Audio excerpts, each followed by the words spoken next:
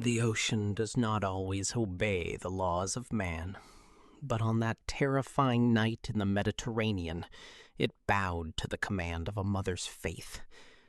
The waves were mountains of black water, the wind screamed like 1,000 demons, and the ship groaned under the assault of the storm. In the center of the chaos stood a lone woman, Sarah, cradling her 2 young sons. She knew that the sea was hungry, and the dawn might never come. But as the hull began to splinter, she realized a truth that terrified her more than death. Her children were unbaptized. With no priest to guide her, and no altar but the salt-sprayed deck, Sarah made a decision that would defy ecclesiastical tradition and shake the gates of heaven. She would not let them face eternity without the seal of God, even if she had to provide it herself. Halt, traveler. The northern pass is sealed by order of the council. I carry a message for the elder. Step aside, or I will force my way through. No one passes. The elder is... He's no longer receiving visitors. What do you mean? We don't have time for games. It's too late. The shadow. It reached him first. You need to leave.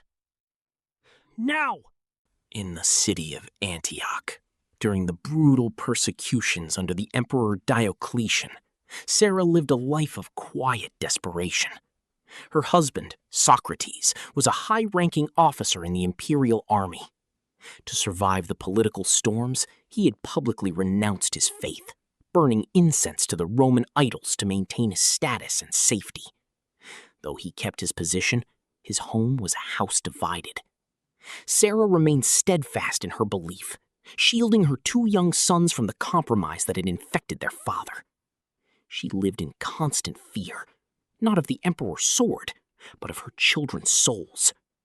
She knew that in such dangerous times, life was fleeting, and the sacrament of baptism was the necessary threshold for entry into the kingdom of God. The atmosphere in Antioch made it impossible to find a priest. The secret Christians were being hunted, and to attempt a public baptism was to invite execution. Driven by a mother's instinct and an unyielding spiritual fire, Sarah determined to make a perilous journey to Alexandria. She had heard of the great patriarch, Peter, the seal of martyrs, who resided there. She believed that only he could perform the rite that would secure her children's eternal destiny. I carry a message for the elder. Step aside, or I will force my way through. No one passes. The elder is... He's no longer receiving visitors. What do you mean? We don't have time for games. It's too late. The shadow. It reached him first. You need to leave. Now! Sarah secured passage on a ship bound for Egypt, keeping her identity and her intent carefully hidden. Days into the voyage, the sky turned a bruised, unnatural purple. The Mediterranean, often a highway for trade, transformed into a raging abyss.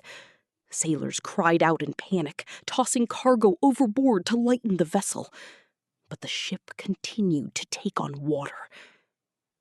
As the wood began to crack and the darkness swallowed the horizon, Sarah looked at her sons.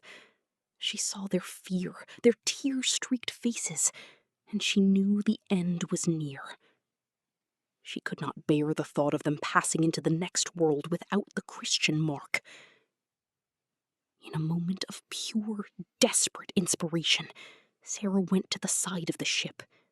She did not pray for the storm to stop. She prayed for the authority to act. Drawing a small, sharp instrument, she pierced her own breast. As the blood mingled with the sea salt, she took her children.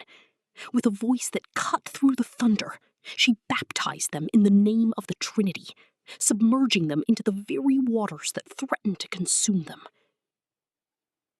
Miraculously, as if the elements themselves recognized the sanctity of the act, the violent tossing of the ship ceased. The waves smoothed into a gentle swell, and by morning, the vessel drifted calmly toward the Egyptian coast. I carry a message for the elder. Step aside, or I will force my way through. No one passes. The elder is... He's no longer receiving visitors. What do you mean? We don't have time for games.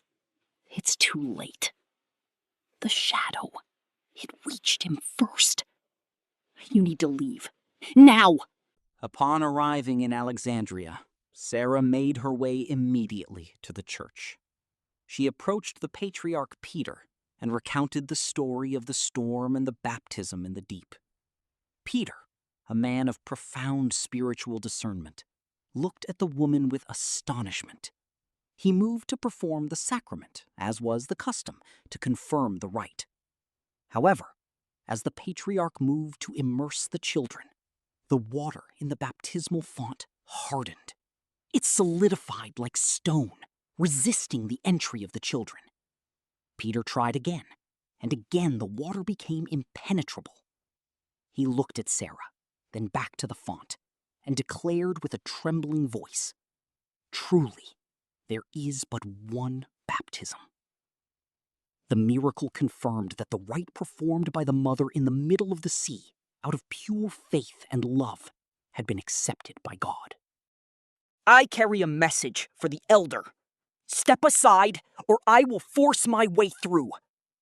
No one passes. The elder is... He's no longer receiving visitors. What do you mean?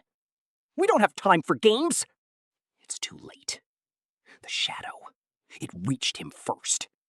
You need to leave. Now! Sarah eventually returned to Antioch, a city that had become a trap. Her husband, Socrates, upon discovering her secret trip to Alexandria and realizing that his wife had raised their children in the faith he had abandoned, was consumed by a mix of shame and rage. He saw in her unwavering devotion a mirror of his own cowardice. Seeking to save his own skin and distance himself from the crime of Christianity, he denounced Sarah to the local governor. He accused her of adultery and of violating the state laws. When Sarah was brought before the tribunal, she did not plead for her life. She stood before the governor with a quiet, terrifying dignity.